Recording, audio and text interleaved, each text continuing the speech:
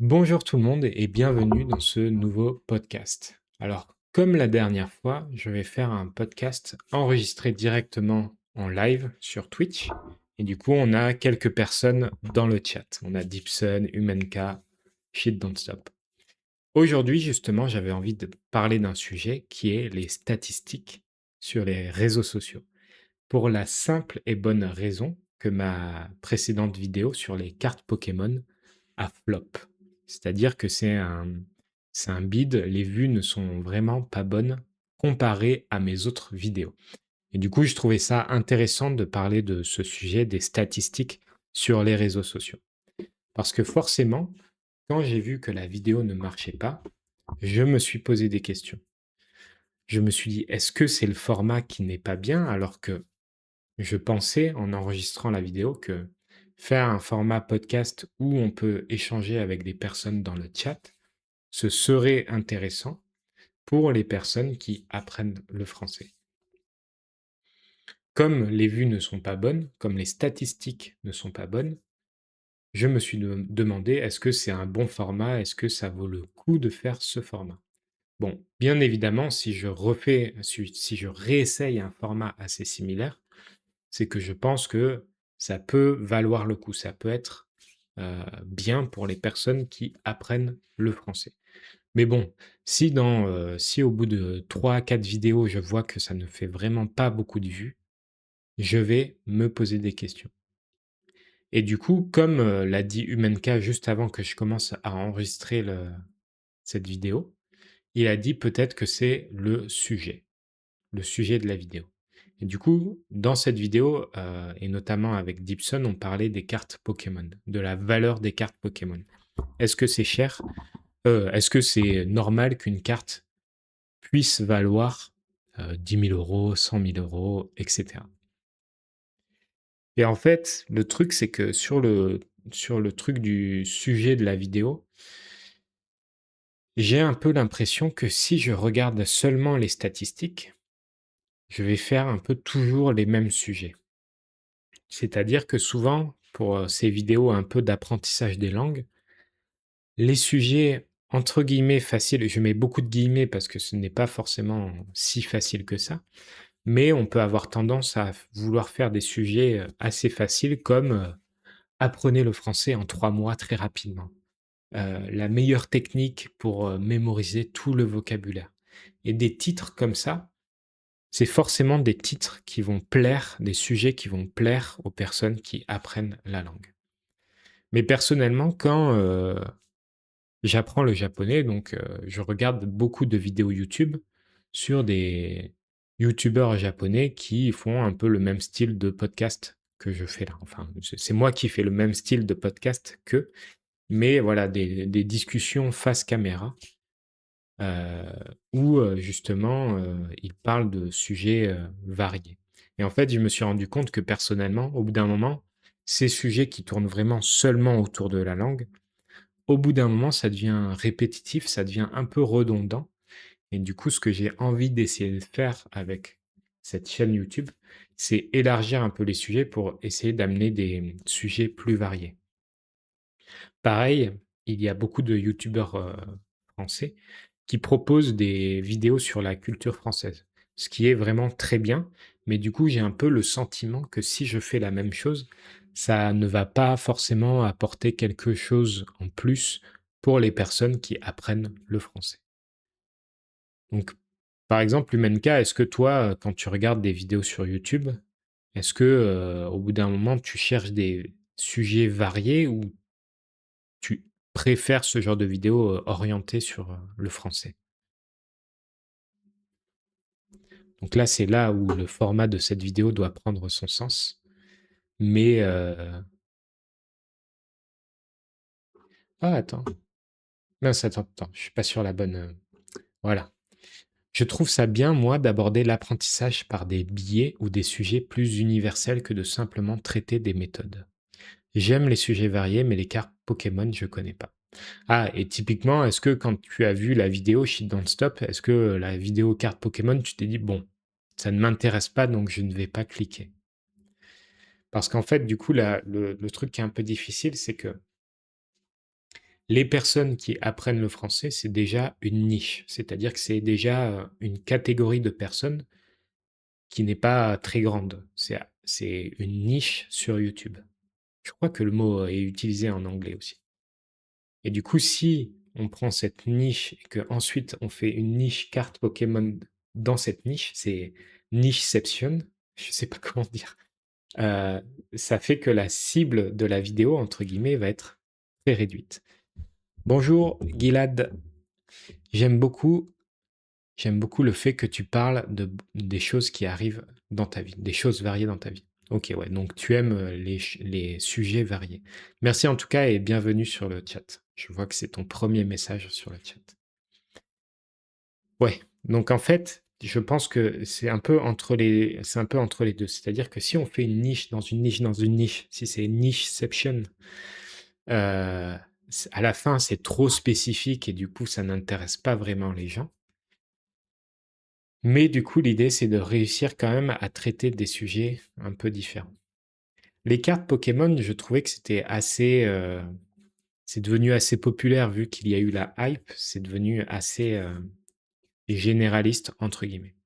Mais du coup, tout ça pour revenir au sujet des statistiques, qui est que quand on fait des vidéos sur YouTube, on peut avoir un peu cette pression des statistiques où on se dit, «Ah mince, il faut que je choisisse un bon sujet de vidéo pour, que les statistiques soient bonnes».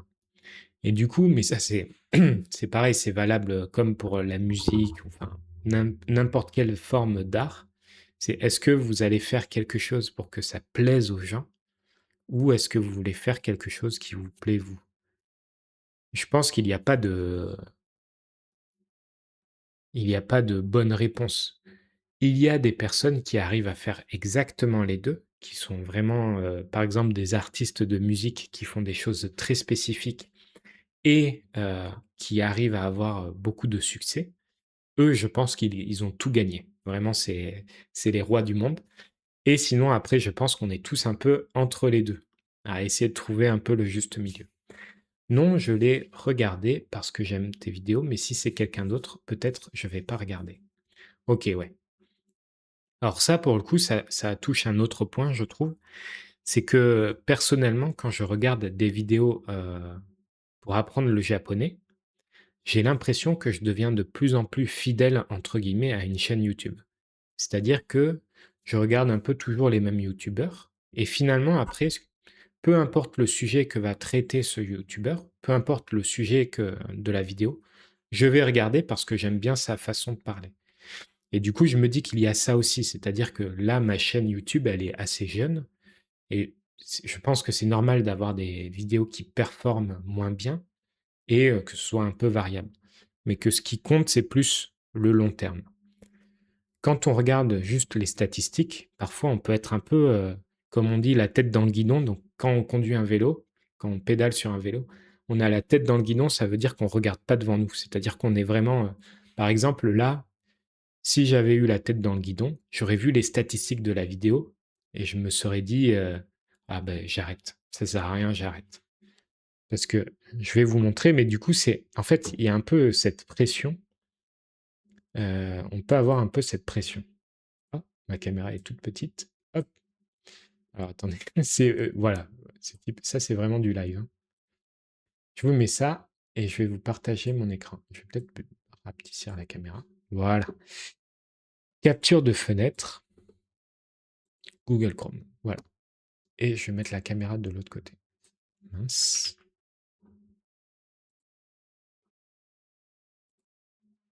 Voilà. Désolé, ça prend un peu de temps. Mais du coup, là, en fait, vous voyez que dès que je publie une vidéo, j'ai ce performance de la dernière vidéo. J'ai cette catégorie performance de la dernière vidéo.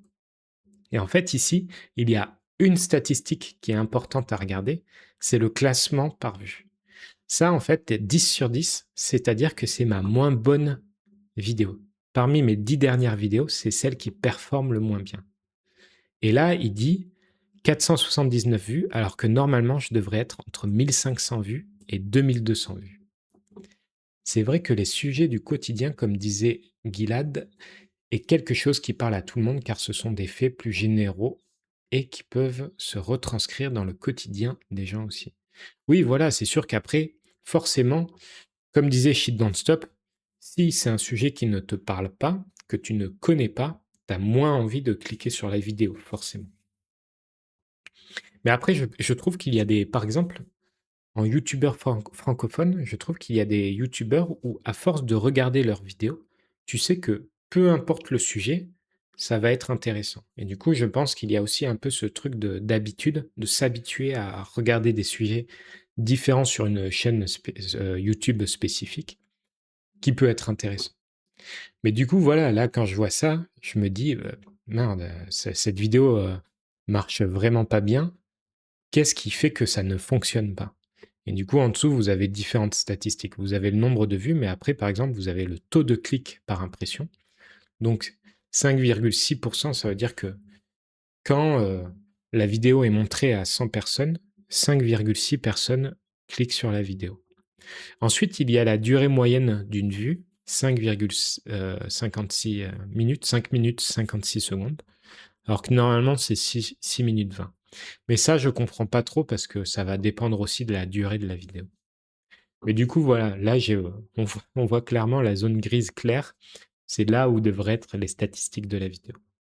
Et du coup, ça met un peu la pression finalement parce que quand on fait des vidéos YouTube, bien évidemment, on veut avoir de bonnes statistiques. On veut que les vidéos plaisent aux gens.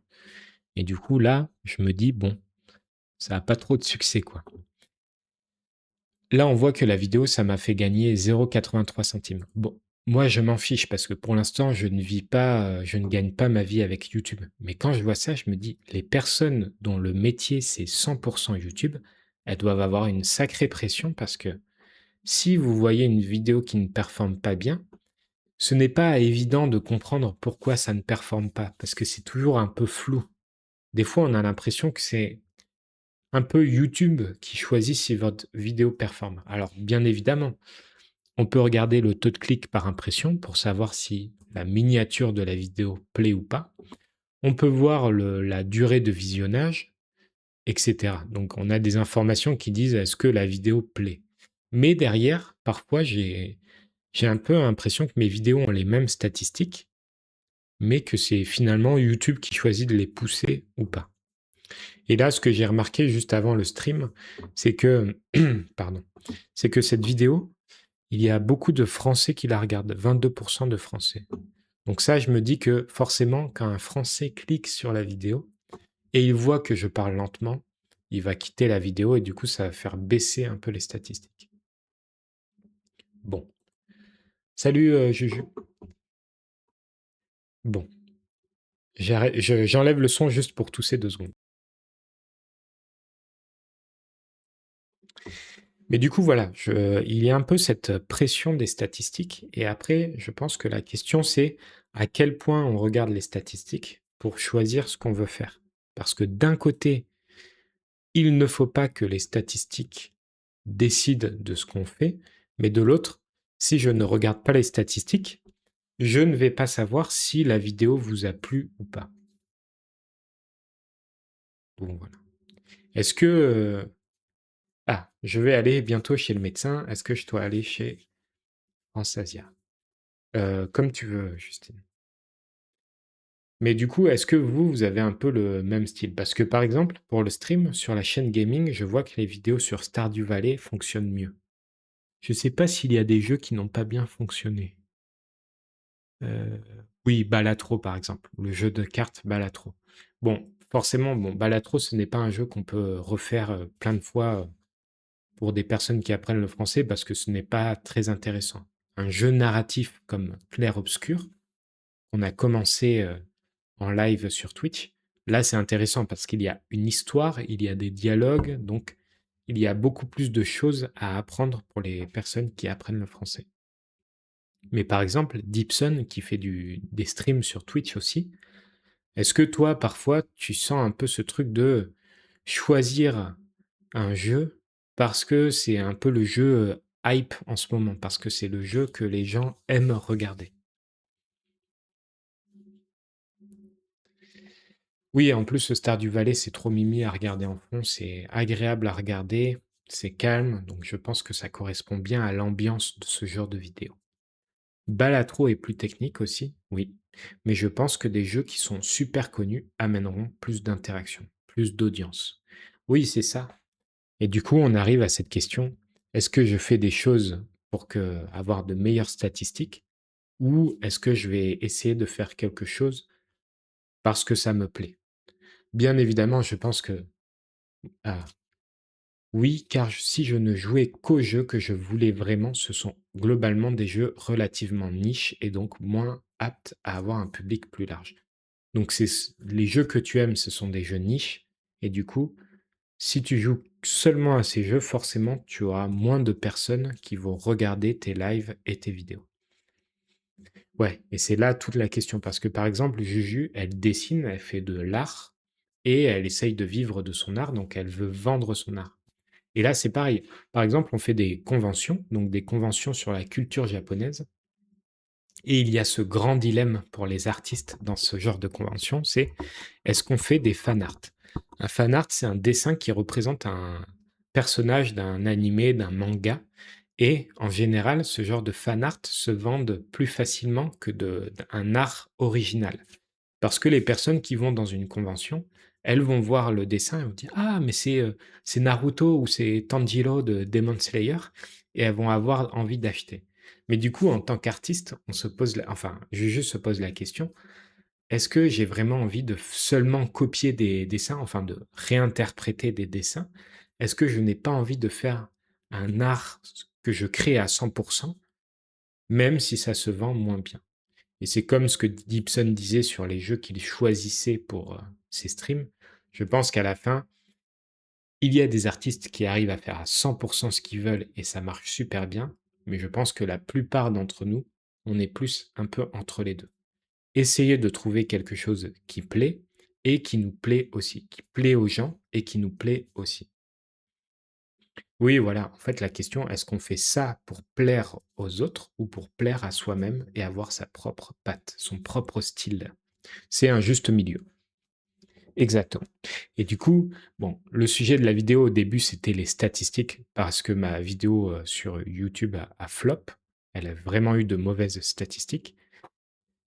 Mais du coup, personnellement, donc comme pour Dibson, comme pour Juju, la question que je me pose, c'est: «Qu'est-ce que j'ai envie de faire? Est-ce que j'ai envie de faire un contenu qui va avoir de bonnes statistiques ou un contenu que je trouve bon?» Et là, je vais rebondir sur une dernière chose, c'est que avant de finir le podcast, c'est que par exemple sur, Instagram, TikTok, j'ai fait des petites vidéos, j'ai fait des reels et des TikTok seulement parce que je pensais qu'ils allaient avoir de bonnes statistiques.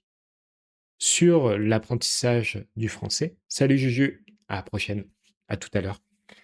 Seulement, quand je regarde les vidéos, les TikTok, les reels sur, l'apprentissage du français, il y a beaucoup de TikTok et de reels où c'est juste des listes de vocabulaire et ces TikTok, fonctionnent bien, ont de bonnes performances. Enfin, j'ai vu plusieurs fois des bonnes performances sur ce genre de vidéo. Du coup, ce que j'ai fait, c'est que j'ai essayé moi-même de faire ce genre de vidéo, alors même que mon avis sur ce genre de vidéo, c'est que ce n'est pas très efficace pour apprendre une langue. Si vous regardez une vidéo de 20 secondes où on vous donne une liste de vocabulaire, vous pouvez être sûr, à mon avis, que vous aurez tout oublié 5 secondes après. Je ne suis pas convaincu par ces vidéos et pourtant j'ai essayé d'en faire parce que je voulais avoir de meilleures statistiques. Et c'est là, j'ai fait un compromis pour au final, en fait, je pense que quand on fait ce genre de compromis et que après les vidéos n'ont pas de bonnes performances, ben en fait, on abandonne juste. J'ai arrêté de faire ce genre de vidéos parce que je n'y croyais pas. Je n'avais pas forcément de bonnes performances et du coup, en fait, ça ne servait à rien. Et du coup, ce que j'ai un peu, la leçon que j'ai retenue de ça, c'est que il vaut mieux pour l'instant faire ce à quoi je crois vraiment, ce que j'aime vraiment, en adaptant forcément. Mais, pour l'instant, comme ma chaîne, je n'ai pas beaucoup d'audience, c'est une petite chaîne YouTube, je peux me permettre de faire des choses un peu différentes, d'essayer et après je me reposerai sûrement la question si ma chaîne grossit et si ça devient une source de revenus, si je commence à gagner mon salaire avec ça, là forcément je me poserai plus de questions. Et du coup, c'est pour ça qu'aujourd'hui, on est de retour en live à faire ce genre de vidéo, parce que je pense que ça vaut la peine d'essayer.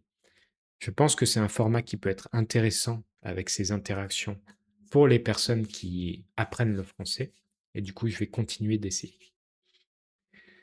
Voilà, n'hésitez pas à me donner votre avis en commentaire. Est-ce que vous ressentez un peu la même chose sur les réseaux sociaux? Ça peut être même à une échelle, pas forcément artistique, à une échelle plus personnelle. Par exemple, quand on poste des photos sur Instagram, on a envie qu'il y ait des likes. Si notre photo ne fait pas de likes, est-ce qu'on aime vraiment cette photo? Est-ce que ça impacte, notre appréciation de la photo? Si ça ne fait pas de bonnes statistiques, on ne va pas aimer cette photo ou l'inverse. Bref, c'est un sujet assez vaste, donc n'hésitez pas à me dire dans les commentaires ce que vous en pensez. Dans tous les cas, même si cette vidéo, encore une fois, heu, ne performe pas bien, je continuerai de faire un peu ce genre de vidéo en live. Peut-être que j'essaierai de trouver un sujet plus, général, plus commun, mais voilà. Merci en tout cas d'avoir regardé cette vidéo jusqu'au bout. On va continuer de stream, donc si ça vous intéresse, n'hésitez pas à venir sur stream ou aller sur ma chaîne gaming. Merci et je vous dis à la prochaine.